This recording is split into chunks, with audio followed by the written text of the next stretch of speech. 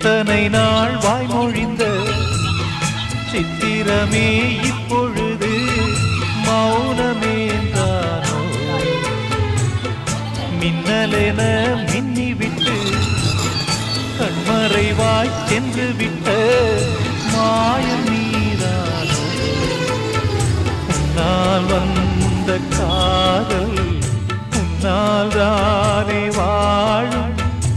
என்னை நீங்கி போனார் உன்னை சேரும் பாவம். எனக்கொரு அடைக்கலம் வழங்குமோ உன் இதயமே? அன்பேவா அருகிலே என் வாசல் வழியிலே உல்லாச மாளிகை